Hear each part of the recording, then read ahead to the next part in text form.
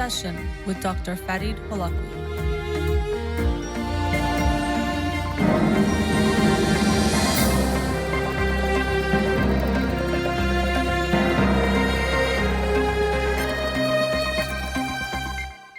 Good evening. Welcome to In Session. I'm your host, Dr. Farid Holakouee, and I'll be with you for the next hour here on Radio Hamra. On Instagram Live for the show, so not taking any calls, but you can call me on the Wednesday show. You can also follow me on Twitter or Instagram or like my page on Facebook to get updates on the show or suggest topics or books for the program. And the shows are uploaded at the end of each week to my SoundCloud page and podcast on Spotify and Apple Podcasts. Let's get into the books of the week. The book for this week is 10% Happier by Dan Harris. 10% Happier: How I Tamed the Voice in My Head, Reduced Stress Without Losing My Edge, and Found Self-Help That Actually Works. A True Story by Dan Harris. I had seen this book for a long time, but recently kind of got a nudge by a friend to check it out, so I decided to get it and looking forward to reading it this week and sharing it with you on next Monday's show. 10% Happier by Dan Harris. The book of the week from this last week that I'll talk about today is Why Vegan? Eating Ethically by Peter Singer. Why Vegan? And so listeners to the show might have heard a few months ago I was contemplating being vegan back in June, July, and then finally decided to do that near the end of July. So it's been about 3 months. And actually, I ordered this book back in July. It just came out recently. I think came out last week. And so I ordered it back then when I saw Peter Singer, who's written a lot on animal rights. He had a book called Animal Liberation back in the 70s that was very influential. So I wanted to check out this book since I'm kind of on my own journey of veganism and trying to understand it better. And so this book, although I thought it was going to be a lot of new material, I didn't really know much other than it was a new book by Peter Singer. It was mostly old essays he had written on the topic. So in that way, I was a little bit disappointed in the book. I was expecting a lot of new things, but most of it was old. There was an interesting end kind of piece, which was about COVID-19. And so I'll touch on that. So, a lot of people wrote me messages and had comments on the book. The topic of veganism can bring up, and even when I say veganism, makes it sound like a religion. Being vegan can bring up a lot of feelings for lots of people about what's good, what's bad. Is being vegan extreme? Is it healthy? Is it good for the environment? Does it make a difference? All sorts of things like that. So I got messages from people and even comments from individuals. So personally, I can say that for me, what really pushed me in this direction was the way we treat animals when it comes to eating meat, especially in the United States, which is incredibly inhumane and also bad for the environment. So really, those were the two main drivers for me are the treatment of animals, and even do we need to kill animals to eat anymore? And if we don't need to, should we be doing it? There's a time when we needed it, and possibly in some places you might still need it to survive. But from what I've researched, you can survive without it. B12 is a vitamin that we need to have that we don't get. Usually we get it from red meat and some other things. So I've been having a supplement of B12 every day. But it really did make me think, if we don't need to be killing animals, and in the United States, he had one number in here that we raise and kill 10 billion animals a year for the meat industry. It does make me really think, is that something I want to be supporting and to be a part of?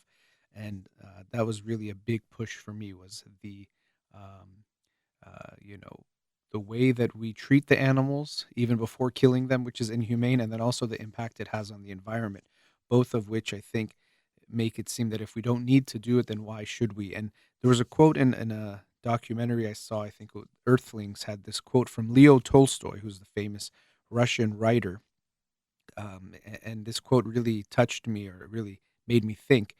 As long as there are slaughterhouses, there will always be battlefields.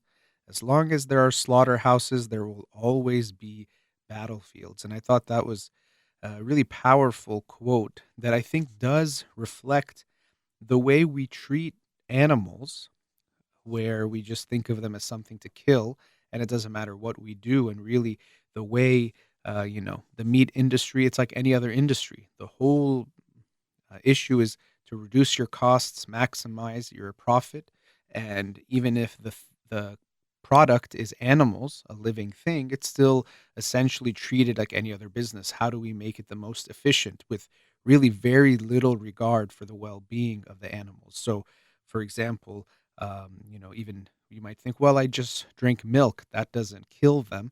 Well, the way they raise milk, first of all, the cows are not treated well. Secondly, they're like humans, unless you have just had a baby, you won't produce milk. So they make them pregnant every year, steal their baby away from them as soon as the baby is born.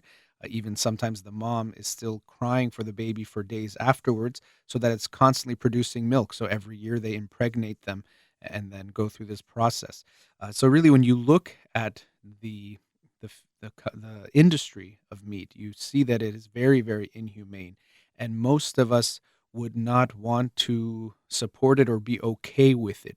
We come up with arguments to justify it. And look, I just became vegan recently. It was something that I'm experiencing and I'm still learning about. So I'm not here to tell you or talk down to you about this, but it's really something that I, for years, also knew that I had a feeling that if I looked at it closely enough, I would decide to become vegan or at least have something in that direction as far as my life, because I knew that this was not okay. And I think many people feel that way, that it's not okay to raise and kill billions of animals when we don't need to, and to treat them the way that they are treated is not something that I think any of us are really okay with, or would justify as something we would promote. Or to think, if we were starting from scratch, would you create the world this way where we're killing billions of animals? And so the quote by Tolstoy about comparing slaughterhouses and battlefields, I think there are impacts to the ways that we do things that are not sometimes exactly the ones we think about. So if you think of, well, one is killing people and in war, and the other is killing animals for food. But if we look at beings as something that can just be killed if it's to our benefit, then there is some kind of connection there. When you think that, well, if I want to overpower a group of people to have, let's say, access to this or whatever it might be, the geopolitical issues leading to war, there's a connection between, if I don't like these animals, I kill them, or if I want to eat them, I'll make more of them and treat them however I want, to just use them. They become things to use. They become ends, or it doesn't matter what you know, they have no value other than what we get from them.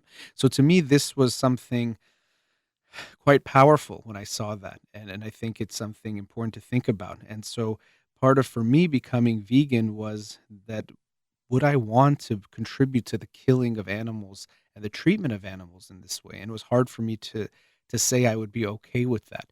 And I have had moments of missing eating certain foods um, that I did enjoy, but overall, it still feels like the right decision to make for me. And so I'm not here to, punish people who are not vegan. Again, I've only been vegan for 3 months myself, but I would like to at least push or encourage people. You don't have to go full vegan, because that does feel extreme or can be extreme for many people. I would hope many people move in that direction, but at least reducing the intake. It's not a all or nothing thing. And maybe later today, talking about the election, I'll talk about how most of the issues and the things we're trying to do or work on, they're very rarely things that are quick fixes, and very rarely are they things that you yourself are going to change by your own actions. That's just not going to happen. So you can't say, well, if I become vegan, and he talks about this in the book, if I become vegan, will the meat industry still survives? That's true. My actions, I don't think by me stopping, or anyone listening to this stopping, it's going to change the meat industry. But of course, small actions over time have an impact, and especially small actions can grow into bigger actions when more people do something. And so it can have an impact over time. So, yes, if you go to the supermarket, uh, in the way he presented in the book, the chickens that are there are already killed. You not purchasing it does not kill that chicken, or they didn't kill that chicken specifically for you. But of course, if we then buy meat, it increases the demand for that product. In this case, the product are living beings, and then so they'll try to produce more of them. So it does have an impact.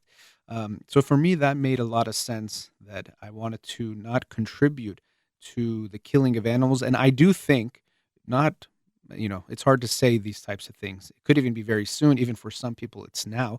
I do think there will be a time where people will look back at how we're consuming meat, the ways we raise and kill animals when we don't need to, and be very perplexed by it. Just like, I don't want to say it's the same, things like slavery or racism or different ways we've discriminated against people, that we can look back now and think that was doesn't make any sense. How could we do that?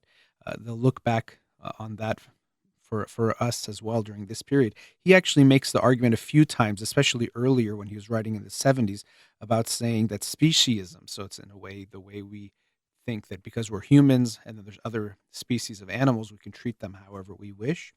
That we can treat them, that's similar to things like racism or sexism. And I think there's an argument to be made there. I do feel at times it can make people who are going through the prejudice feel like you're undermining it by saying it's something comparable to animals. So it's not saying that it's the same, or not saying anything in that matter, comparing any group to animals, of course. But I think you have to be careful about making those arguments. But he's saying that we treat other animals as if we are better than them, or looking at them in some way. And I think there's something to that. So I found that interesting, looking at this idea of speciesism. Sometimes we don't think of that, but the way we treat animals, I think, does reflect on us.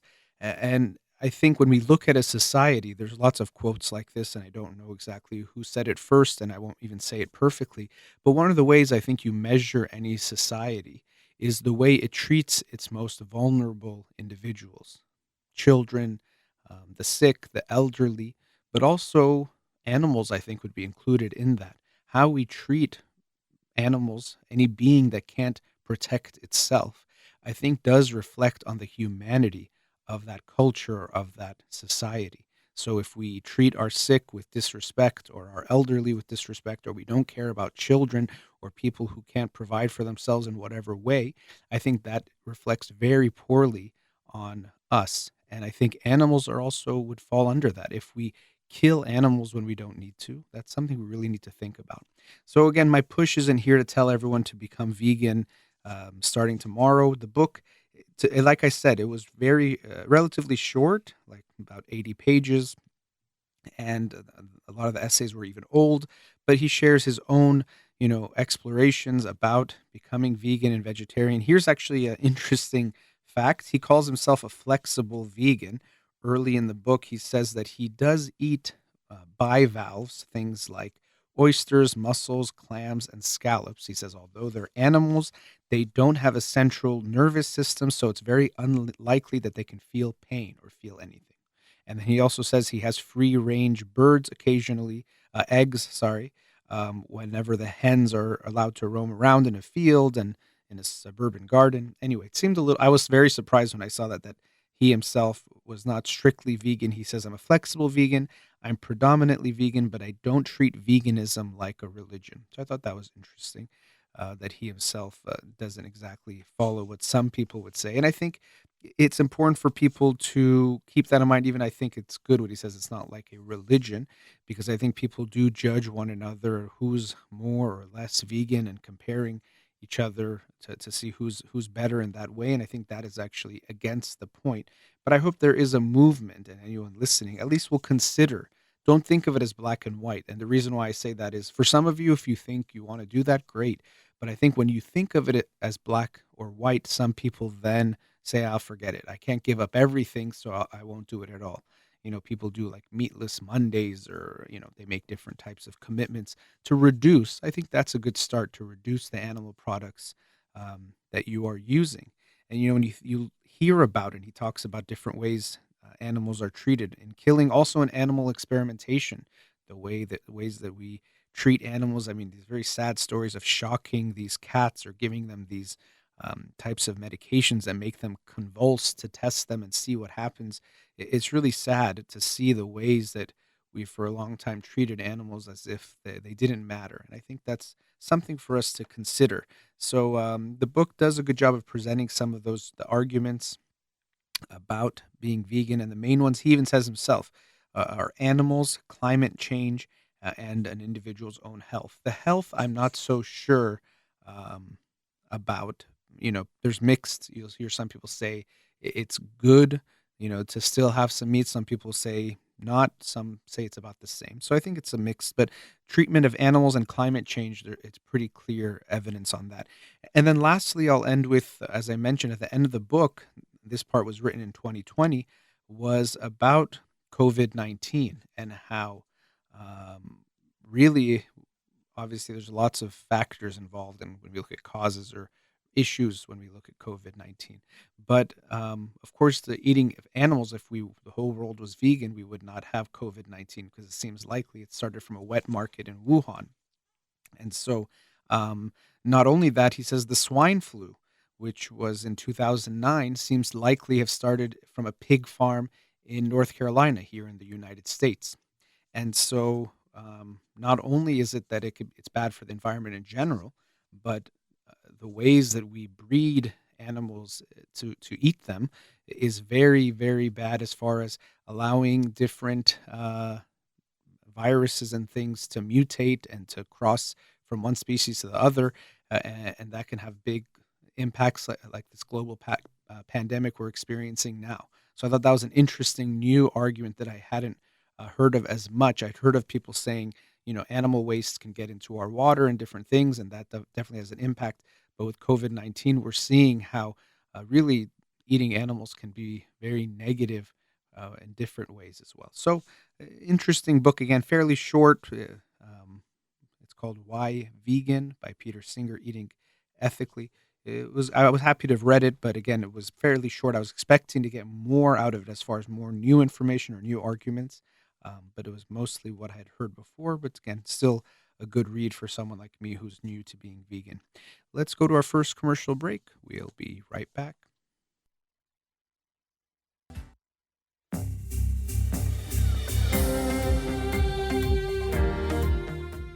Welcome back.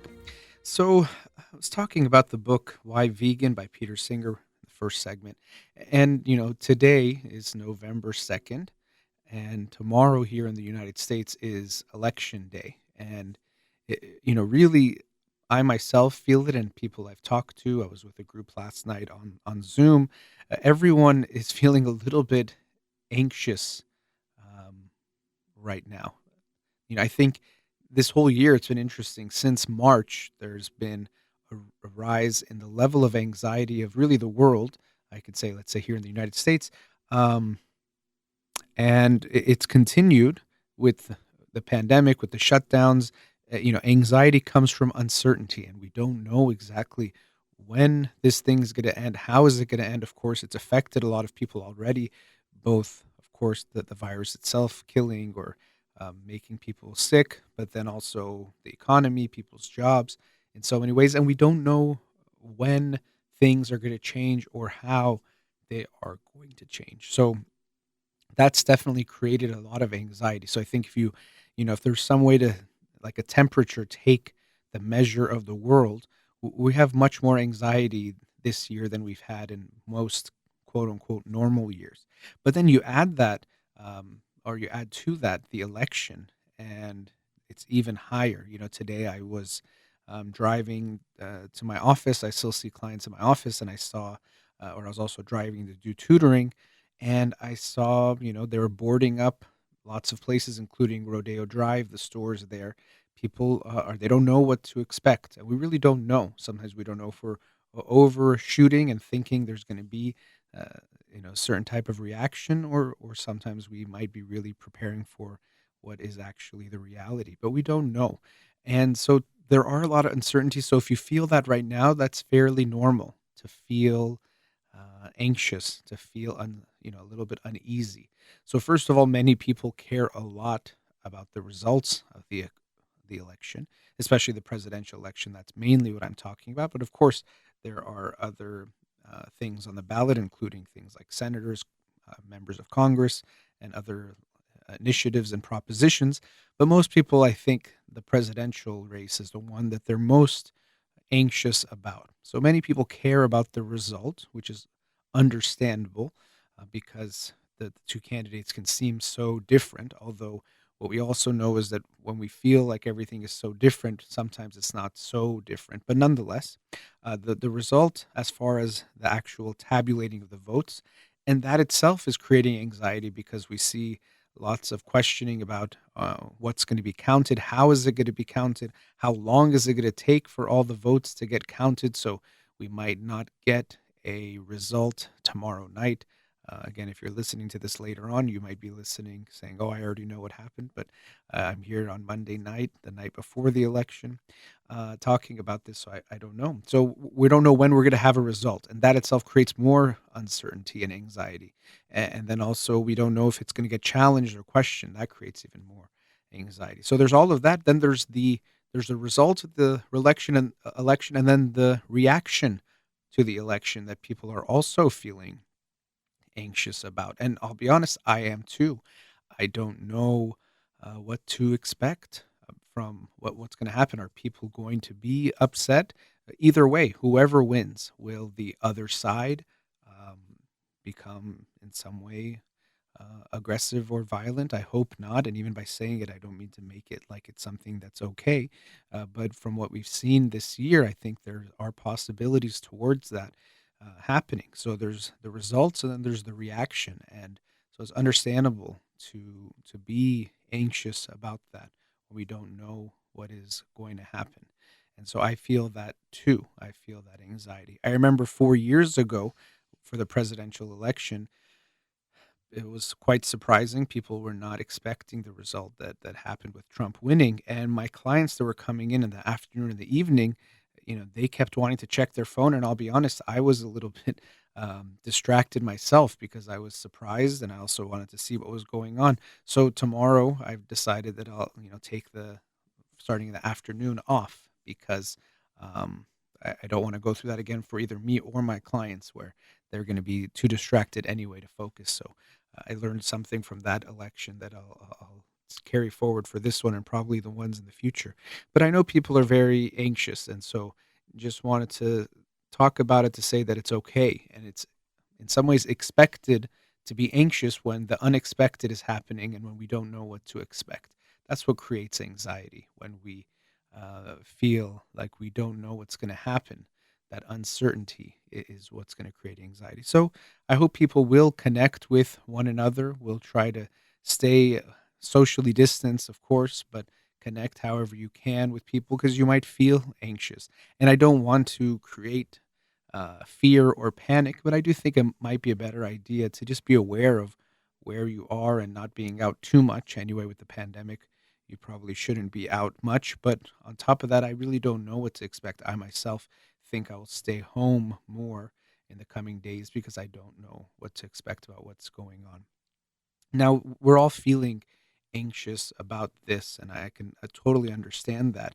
Something I alluded to in the last segment that I wanted to talk about now is that uh, we're feeling like things are going to change based on what happens tomorrow. And I think it does have definitely has an impact.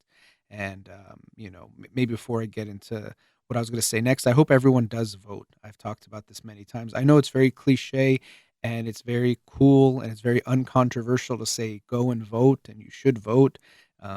Really no one's against that. It's an easy thing to promote, but I think it is important to promote because of I think it's something we should take seriously as individual citizens. First of all, many of you might have experienced living in a country where you didn't get to vote or you weren't sure your vote was counted or mattered. Sad to think that some of that might be happening here. So you know that it's not always a guarantee wherever you are that you get that privilege to vote. So it really is a right to vote, but also we can recognize it as a privilege and also recognize that it's our duty and our obligation. So I really hope everyone hopefully you've already voted. I thankfully sent in my ballot about, I don't know, 2 or 3 weeks ago and was able to check online. You can do that in most states. check online to make sure your vote was received if you mailed it in. So I was able to do that, and hope you will too. Or if you have to go tomorrow, I hope you will do that as well. I think it's quite sad that in the United States it's not a national holiday, the election, for multiple reasons, just to make it, uh, you know, something to celebrate, but also to make it easier for people to vote. Sometimes, especially this year, with the lines being the way that they are, taking off, a few hours, you don't know how long it's going to be to go vote, is not something that everyone can do. So it does discourage people from voting. And it's very sad, I think, that we don't make it easier for everyone who wants to vote to vote. It should be something that um, is not hard. It shouldn't mean going through and jumping through many hoops. We would hope for a really essentially 100% participation rate, but we don't get close to that. But I think we should make it easier for people to vote that are eligible. And of course, we make sure it's right and legal and all of that. But to make it easier for people to vote, it shouldn't be something so challenging and so difficult. So I hope everyone will vote. It's your responsibility. I think um, people will say, well, I don't want to vote because, let's say in California, the presidential, and it's pretty clear who's going to win. It's a blue state, so why should I vote? Either side, really, you might think it's not going to make a difference. And I disagree with this. First of all, I'm not going to get into a political science debate about the electoral college and if we should change that. But nonetheless, I think it's important for each of us to vote. Again, it's a privilege and a right and a responsibility. And part of that responsibility, I think, is that every voice should be heard and every voice should be counted. So we have an understanding of where the nation stands. There's a big difference if 51% of people agree with something opposed to 70%. So if everyone votes and we get a clearer picture of what the country thinks and feels and believes about candidates or different issues, I think that's really important in a democracy to have that. And I think it's unfortunate that people look at their vote. Almost to me, it's funny when they say, well, I don't want to vote because it doesn't matter. And by matter, they mean my vote is not going to be so influential because it's already clear, which in another way means I only want to vote if I know my vote is essentially picking the candidate or picking the law, which means you're saying you want to be the monarch, the king or the queen that picks what happens. That's not how democracy works. You don't get to pick as far as having complete control over everything. You just get to make your voice, which is, let's say there's 100 million people. Your voice is 1/100 millionth, but your voice deserves to be heard and is worth everyone else's voice as well. So I hope people will make sure they vote. It's not too late. If you haven't, you can go tomorrow, look up all the different ways that you can make sure your vote is counted. And I hope, it's been sad to see how polarized we've become. Even when I look at my social media, if I go on my Facebook today, I'll see people from both sides and they will be saying the other side is so bad and stupid and crazy and immoral. And again, you'll hear it from both sides. So you'll hear everyone saying that the other side is wrong and stupid. And it's the furthest apart I feel like we've been in my lifetime. And I know people will say that a lot, that people things are polarized, but you can see that happening. And unfortunately, I think the pandemic has made it even more. And of course, social media, we know, has been a big contributor to the polarization of people's views. That if you keep seeing the same news from the same perspective over and over again, then of course you're going to see things a certain way. But if you keep seeing news from the other side, you're going to, of course, see things that type of way. And we know the way that social media works is they give you things they think you want to see. So if you look, you only have to look for it. They give you news that's going to confirm what you already believe, or what you already think, believe, feel. And of course, that's going to make you think what you believe is even more strong because you're like, look at all this evidence supporting my side. So we really have to be aware of this. And it's, easy to think it's everyone else that's seeing things in a biased way.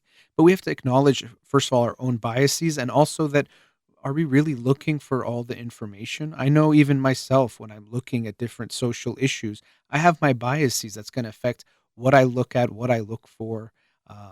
If I agree with something, if I disagree with something, even if it's both research, I'm going to approach it very differently based on what it's saying and what side it's on as far as what I believe. So we have to be willing to take the uncomfortable step, and I've done it sometimes, of reading things, watching videos, whatever it might be, media from the other side, whatever quote unquote side you are on. Even if you don't like it, even if you disagree with it, even if it makes you feel angry or uncomfortable, I think it's very, very important that all of us look at what's happening on the other side, whatever it is, have conversations with people on the other side, not debates. Don't try to convince them, but you don't have to agree, but you can try to understand. And there's a big distinction. Unfortunately, when we have conversations about politics, people think I have to prove them wrong and show how right I am. And this is how both people go into the conversation. Of course, it's going to turn ugly and turn into a battle and a war because you're just trying to win, defeat your opponent. Even you see this in the language of videos that are posted online. So and so eviscerates liberals, so and so demolishes or kills, destroys someone from the other side, whatever it is.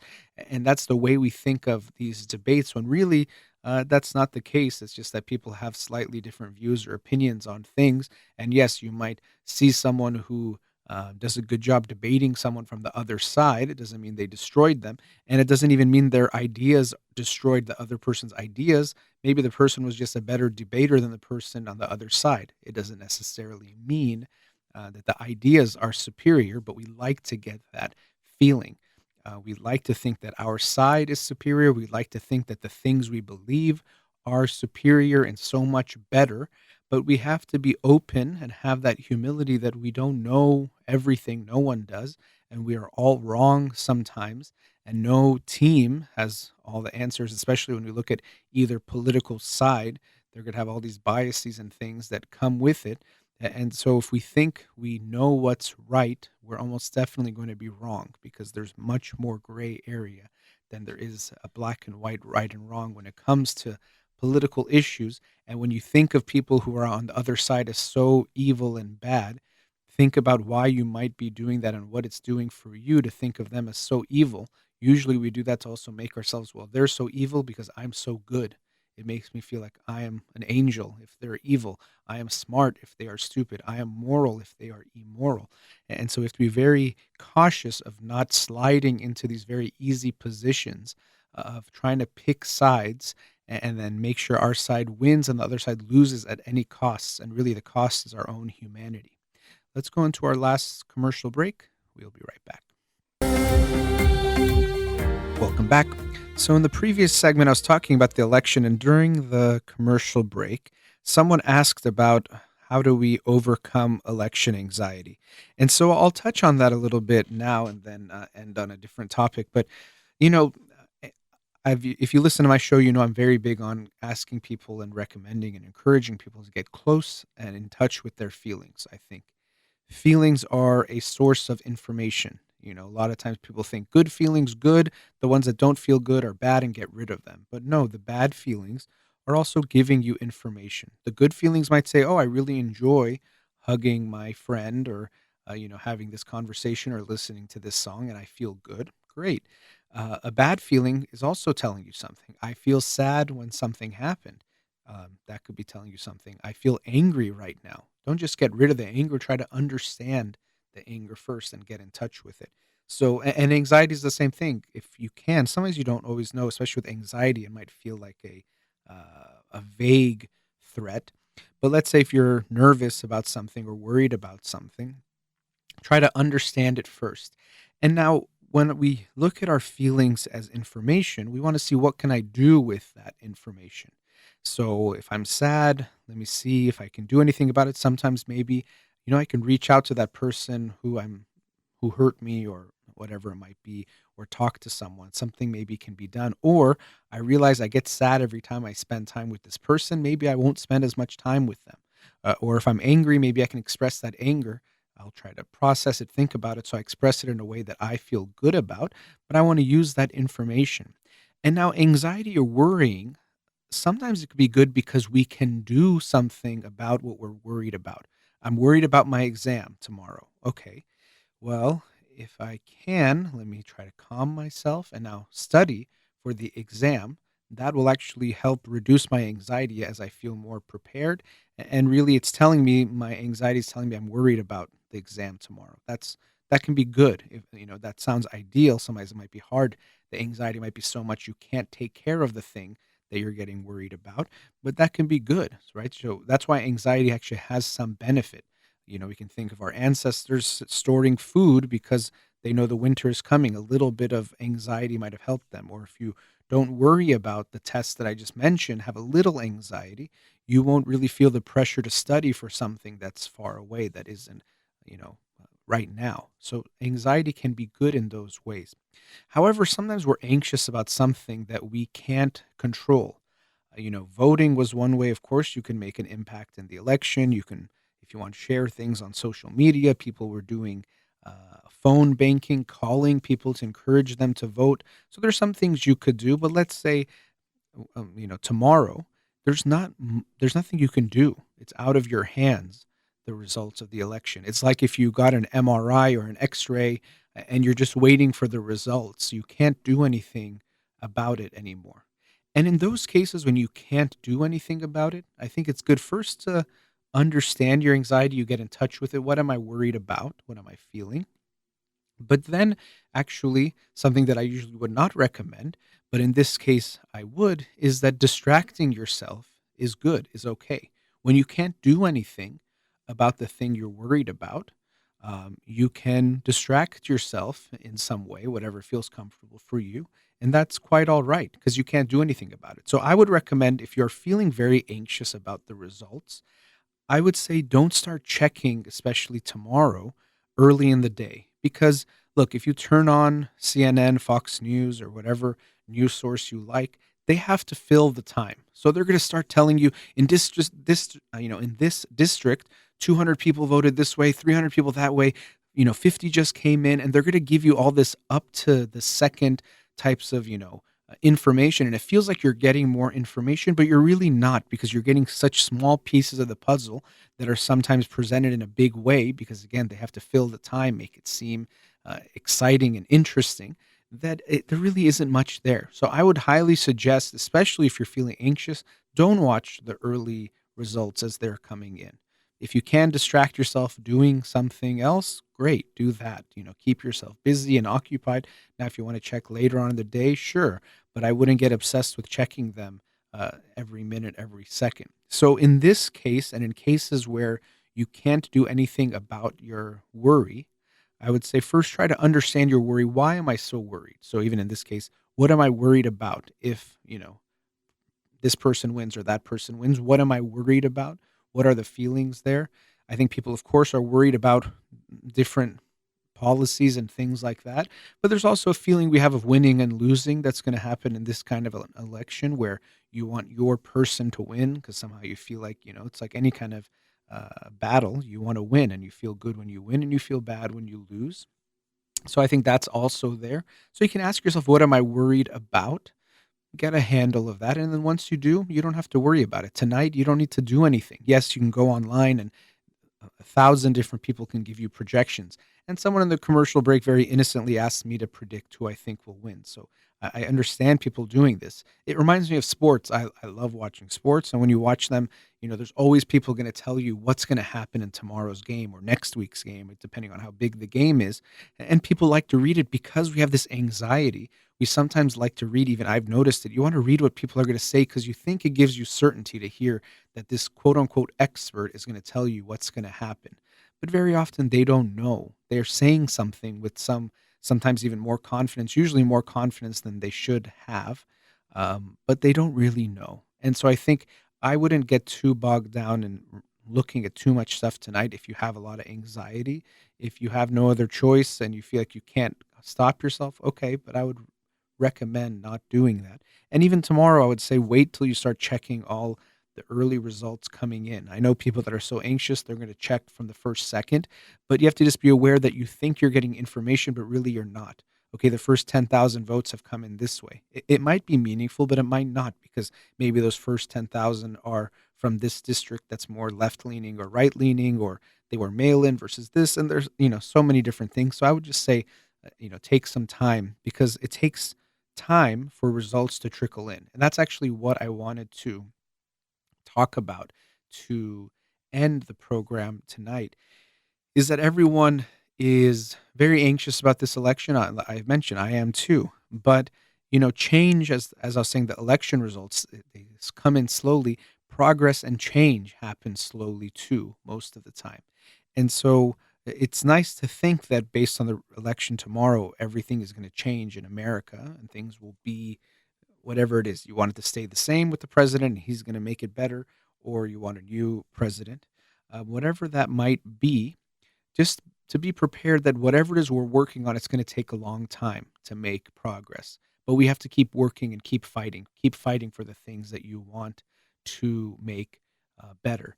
I was talking about being vegan. Yeah, one person going vegan is not going to change the meat industry, is not going to change the environment, but each of us or many of us making an impact can over time. And so I hope people will recognize that whatever happens tomorrow, it is big. I'm not going to minimize it that it's nothing. It is big. But that hopefully there are things you want to work on in this world or you want to see changed in this world for the better. And whatever happens tomorrow, it probably won't change that very much. And then it's going to be up to you to keep working towards whatever that is. If you want to help a certain group of people, you're going to have to keep doing that work. Tomorrow won't change all of that. If you want to reduce some kind of discrimination or prejudice, that's still going to be on you to keep working towards that. Tomorrow won't change any of that. It might have an impact on certain things, but whatever it is you want to see change in this world, be ready to keep working on it and working towards it. The system is a certain way that even whoever is elected, a lot of things are going to stay the same. If you think there's a lot of corruption in the government, yes, maybe some things will change depending on what happens, but a lot of it will still be there. A lot of the issues that we have will still be there. And so I'm hopeful for a lot of things in this world. And I've said this a few times and I'll say it again. I think the coronavirus has been very sad and it's been a dark year. You've seen all the memes and all the people talking about 2020 and how it's been. One of a few things that I hope people have learned is that we can come together to even fight an invisible enemy, in this case, the virus, even when sometimes it might not affect you so directly. So a lot of people are not vulnerable. Maybe they can get it, but they're less likely to get seriously ill and to die. But I saw many people would make sacrifices, or at least be aware of making sacrifices, in order to help other people that might not be them. And I think that is good. And we also saw that we can pause things. We think we can't stop, going to the movies and sports and things and a whole variety of other things that were really put on pause, at least for a few months. Things are coming back in different ways, in different places. But we were able to stop things. So even when I'm saying, today about being vegan, and that's not my main argument in this part of the program, but when we think we can't do it or the world is a certain way, we can see that things can change. That when we face a challenge big enough or when something seems important enough, the world does make changes that seem bigger than you think. If a year ago people said, "Oh, can you believe that stores will be closed for months?" You'd say, "No way." In America or around the world, they're going to close stores for months because of some virus. Yeah, right. People care too much about, you know, getting things and too much about the economy and capitalism. But that happened. And so I got some hope from that, that people are willing to make sacrifices, that people are willing to come together to help others, that people will make sacrifices that might not even affect them or anyone in their family. Because I really think the only way we're going to cure the ills and the viruses of society, and to me, one of the biggest ones is inequality and how, there are people who have so much, too much, more than they need, and then there's people still dying from not having enough. Yes, we've made a lot of progress in that. Global poverty has been reduced, in the recent decades, which is wonderful. But still, we have people who are dying from not having enough, and we have people who have so much. And so I hope the only way I think if we try to force taxation, we're not going to get there. People's hearts have to change as well. And I'm hopeful that people will recognize that we can do more to help others, that people can make sacrifices that help other people, and that the coronavirus has taught us so many things. One of them is that we can make changes that we thought we weren't going to make or we didn't think we would make.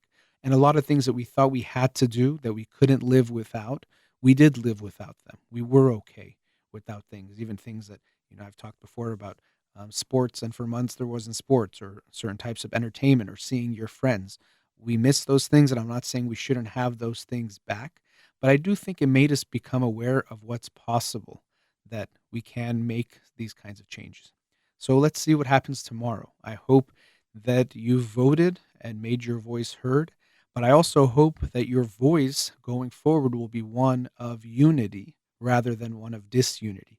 So your voice was heard at the ballot box. I hope it was.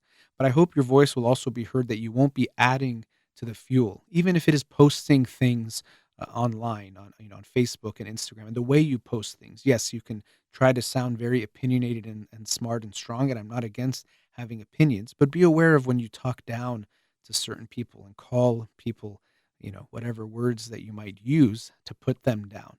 And so in these next few days, you can't control everyone, but as always, we can control ourselves. And I hope that anyone listening will consider that they can be more a voice of unity, of reducing chaos, of reducing violence, rather than adding to the disunity, adding to the anger that we have for one another, because we all have that type of power and control. So be safe. And another thing I think the virus has taught us is the value of things. And one of the things we realize values more than anything is being with our families.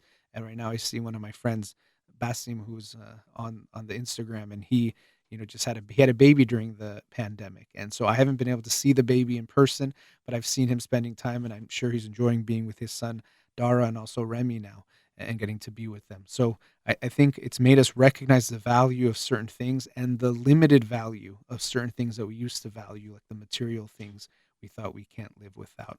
So best wishes to everyone, and I also wish the best for the whole country as a whole here in the United States, and of course the whole world. We'll see what happens, and I look forward to being with you. The world will go on. I'll be with you on Wednesday. That brings us to the end of tonight's show. I always want to thank Amir, who's here in the studio with me. And again, the book of the week for this week is 10% Happier by Dan Harris. Look forward to reading that and sharing it with you on next week's show. Hopefully, we'll all be 10% happier by next Monday. That brings us to the end of tonight's show. I think Amir's having some issues getting things started. So let me just, again, wish everyone a good night. Be safe out there. Take care of your families, and we'll see what happens. Our work is not going to be over with tomorrow. We're just going to be getting started with that, or whatever it is we're trying to do to make this world a better place. Amir John, are we ready? All right.